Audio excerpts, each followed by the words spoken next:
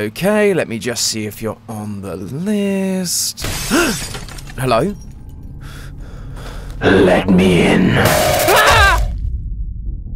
Hello internet, welcome to Game Theory, the show that can get you onto any list so long as you hit that subscribe button. What's up with my face? Oh, I'm just trying something new. Yeah, gotta keep things fresh. All I have to do now is, who are you? I'm Tom, the host of Game Theory. Right, and I suppose you also have a crippling Reese's addiction. Exactly. Ha, trick question. I'm an M&M guy. Get him out of here, boys. Sorry about that. These doppelgangers are getting pretty out of control. They've been taking over my YouTube feed for weeks. Who knows how many YouTubers they're impersonating at this point? And it's all because of the indie horror sensation that is That's Not My Neighbor. Very heavily inspired by Papers, Please, That's Not My Neighbor is a game about checking paperwork to keep intruders out. But instead of working for a totalitarian government, you're working as a simple apartment doorman, trying to keep these horrible monstrosities from getting in and murdering everyone inside. These creatures are known as doppelgangers, or just doppels for short, and they can take the form of anyone, though they can't seem to get everything right. Sometimes the mistake is as subtle as a wrong ID number. Other times it's more obvious. Luckily, you're not helpless against these monsters. You have the Department of Doppelganger Detection, or the DDD, to help you out. If you suspect anyone of being a doppel, you can shut the doors, sound the alarms, and they'll be right by to clean up the mess. It's a simple premise, and the character designs are fun and memorable for both the humans and the doppelgangers, which means it should come as no surprise to you that ever since this game came out, we've been receiving non-stop requests to cover it. By the way, if you have any suggestions for games to cover, please do let us know over on the Game Theorists subreddit. I'm constantly checking it to find what kind of topics you guys are interested in. But the point is, this game has been on my radar for a hot minute, and with the recent release of its new Nightmare mode, I think it's the perfect time for us to dive a little deeper into this game and figure out what's really going on in the neighborhood. Where do the doppelgangers come from? What is the DDD hiding? And why, oh why, is Afton in this game? Seriously, I don't think I'll ever know peace from FNAF. Grab your hazmat suits, theorists, because it's time for us to find the lore hiding in the hallowed halls of That's Not My Neighbor. Let's start with the things that the game straight up tells us. Besides the whole doppelganger thing, we're told that this game takes place on February 9th, 1955, thanks to a calendar that you find above your desk. And that's basically all we're told. You see why it took me so long to make this video? However, even with just the date, we can start to figure out context of what's going on in the world outside of our little apartment complex. I couldn't find anything specific that happened in history on February 9th of that year, other than the fact it's a Wednesday, which I call out because the game seems to suggest that it's either a Monday or a Tuesday, depending on the type of calendar you think this is. But minor details aside, the big picture here is that 1955 was the height of the Second Red Scare, the second wave of political propaganda about the risk of communism infiltrating the United States. This was especially true in 1955 because just 1 year earlier, the Soviet Union State Security Agency, otherwise known as the KGB, was formed, and espionage was a big part of their remit. That's one of the reasons why travel restrictions were instituted throughout various parts of the US to Soviet nationals from as early as, you guessed it, 1955. If you provided enough ID and paperwork to prove you were a US citizen, you'd be allowed to enter with no issue. However, if you were a Soviet, no dice. Sounds familiar, right? So, am I just saying that this is more Cold War style propaganda and that the doppels are just Soviet spies that are here to ruin our way of life? No, of course not. What I am saying is that there are clear parallels between the two, and so we can take a look at some other parts of Cold War history to help build a better picture of what's going on here. For example, the latest update for the game is known as Nightmare Mode, and in it, we are essentially living through a nightmare-like version of the game. All our usual neighbors are replaced with monsters and otherworldly beings. However, from the opening cutscene, we can see that there is more to this than just having a nightmare. It tells us that the DDD know exactly what these nightmares are, and that we should go and see a psychologist because they are trained to help us deal with them. But we're never told how these sessions are supposed to help, and this is where our Cold War history comes into play. This scenario is identical to a technique that was used during the Cold War for soldiers who were traumatized by World War II. Military psychiatrists found that if they induced sleep using specific drugs in traumatized soldiers, they could either get them to essentially sleep off the trauma by putting them into a deep continuous sleep and then they'd wake up calm and restored, or they could induce what they called twilight sleep. Specifically, by using drugs like sodium amytal or sodium pentothal, the soldiers would get sleepy, and as they did, they'd begin to speak openly about their trauma. This gave the therapists insight into what happened to them, and allowed those therapists to then push the patients into reliving that trauma as if it were happening right now, which would lead to a cathartic release of repressed emotions and allow the patient to move on from their trauma and readjust to civilian life. That is what I believe is happening in these sessions. We aren't just having nightmares because of trauma. We are actually being forced to relive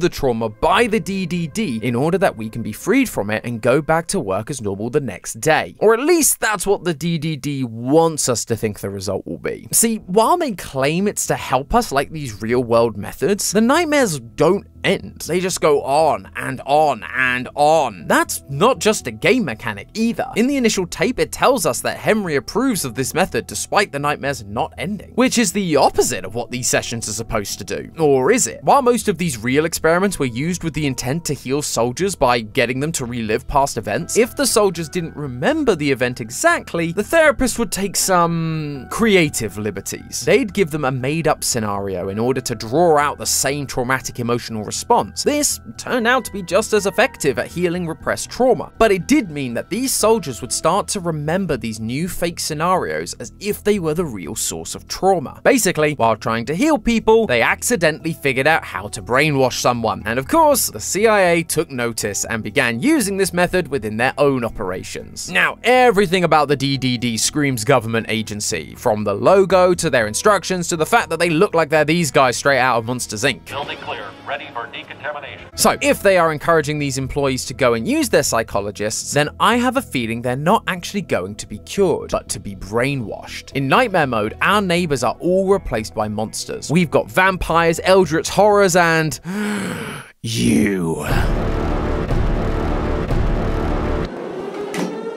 But here's the thing, in reality, our neighbors aren't monsters, they're just people. It's the doppels that are the monsters, and yet in this mode, everyone appears to be a monster. That doesn't seem like we're reliving trauma that we've seen, but instead a fabricated reality where our perception is being twisted into something else. By brainwashing us to believe everyone is a monster, we're more likely to press the big red button on our neighbors because we see everyone as a threat, and we aren't willing to risk it. But that's not what the DDD wants, right? They want to catch the doppelgangers, not your neighbors. At the beginning of the game, Henry gets called out for not being excellent at his job despite surviving. To survive, he can't let any of the doppels into the building, but to not be excellent, you also have to detain your neighbors as well as the doppels. Why would they shame him for that if they want the neighbors detained? I must just be paranoid, right? Ooh, look over here, Tom's on another one of his characters are lying to us trends. But honestly, it is games like this that are the reason I have trust issues. Because look at what happens when you finish the game. You get given your scores, which at first seem pretty normal, but notice the specific wording. Doppels captured and neighbors killed. Two different things are happening when you call the DDD on a suspected doppel. Despite being told they're evil and scary, if we call them on a doppel, they're captured. But if they're actually human, they aren't released. They aren't sent back home, they're killed off. It actually reminds me a lot of another piece of 1950s media, Invasion of the Body Snatchers, a sci-fi horror film that originally came out in 1956 and was based on a book that came out in 1954, perfectly straddling our main date there. The premise is that an alien species arrives in these seed-like pods that hatch and take on the identity of an already existing person. They will then go on to kill this person while they're sleeping in order to replace them. In some later adaptations, it's even revealed that high-ranking officials like police and members of the government have been replaced by these pod people, now able to push their own agenda of replacing the entire population. That seems to me like the DDD. They aren't actually trying to get rid of the doppels, they're trying to remove the humans that the doppels are impersonating in order that they can more easily enter society. That's why they convince us that all of our neighbors are monsters within those therapy sessions. If they have a paranoid, desensitized doorman that basically sends everyone to the DDD, it allows them to more easily get their hands on the original neighbors and kill them, while the doppels take their place, all disguised as an act of protection. But it's not just the doppelganger element that appears to be the same as the body body snatchers. It's also the aliens. Yeah, just when you thought this thing couldn't get any more conspiratorial. When you boot up Nightmare mode, right at the start, we get a single frame of a DDD agent standing next to an alien. No, I'm not kidding. And this isn't even part of our nightmare. This is part of the instructional tape that's gone out to inform us about the psychology services. Aliens are officially involved in this whole thing, and they are working with the DDD to help the Doppels take over. Fortunately, we're not the only ones that are suspicious of our hazmat-wearing overlords. There is someone else who is trying to help us survive everything we're going through and uncover the truth about what's going on. During Nightmare mode, we encounter this guy wearing a hood, and he gives us a very interesting note. It says, "Don't trust them," with the DDD logo crossed out, a code, and a website. This guy also appears to be the one who warns us about the Nightmare clown that wants to kill us. He's wearing a mask in the base game, but if you go into the game's files, you can remove it, and his facial features seem to match our hooded character. So he's clearly got our best interests at heart. Plus, I love a good puzzle, so I'm willing to hear him out. We go to the website and oh no. This might be a little more than I bargained for. We've only got 5 letters here. O, I, T, N, and W. And we somehow have to convert that not only into a 26-letter alphabet, but into usable words and sentences. However, when in doubt, I know there is always one place that I can turn to in times of need: Reddit. And sure enough, over on the That's Not My Neighbor subreddit, Redditor Deccan had figured something out. The code we were given was essentially a set of equations. The first one was I plus T equals N, then I plus N equals W, and so going through each one like that, they figured out that I was 1, T was 2, N was 3, W was 4, and O was 5. If we convert that initial line of code into their corresponding numbers, we end up with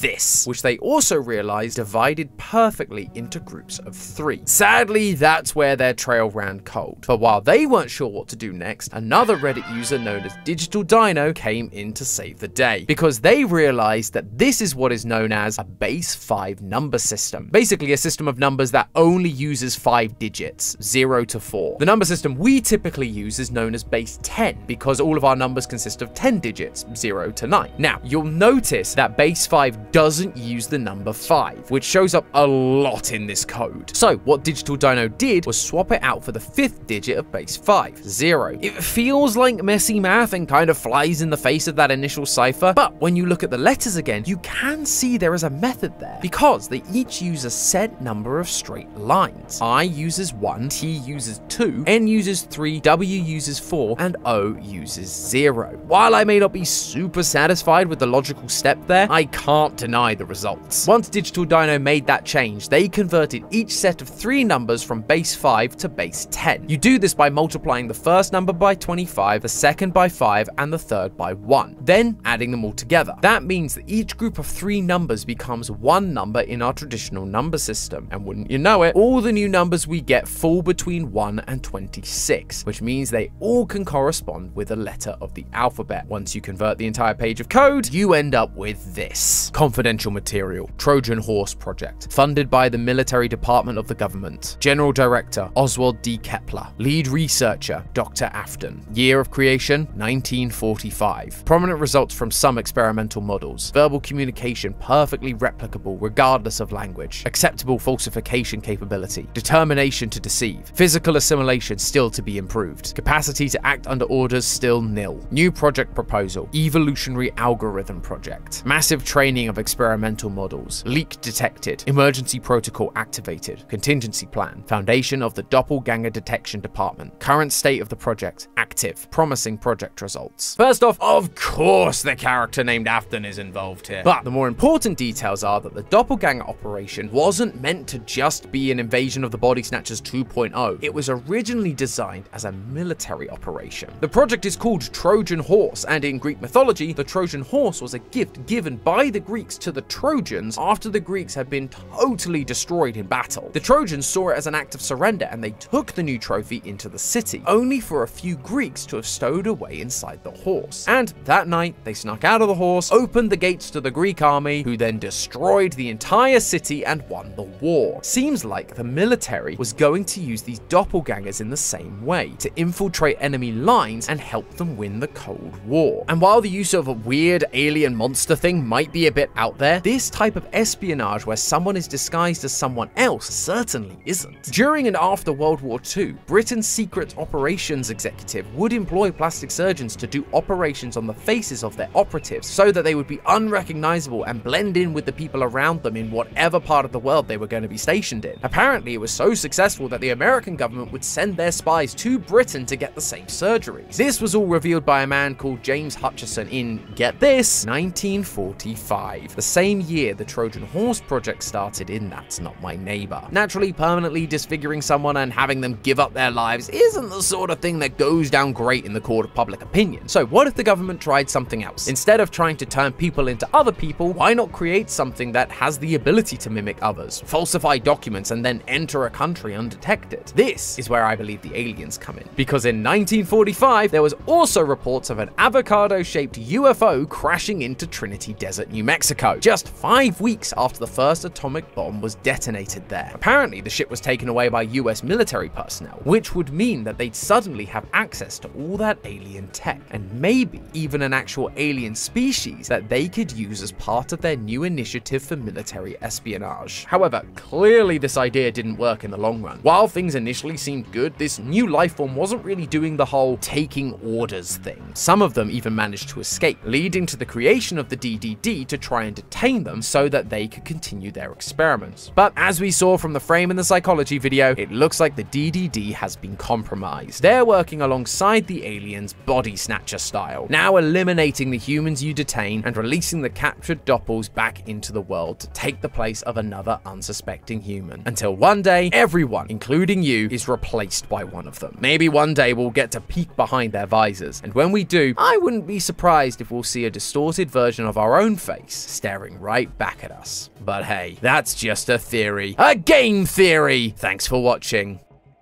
And if you're interested in more indie horror with a side of real-world lore, check out our episode on Roblox Doors.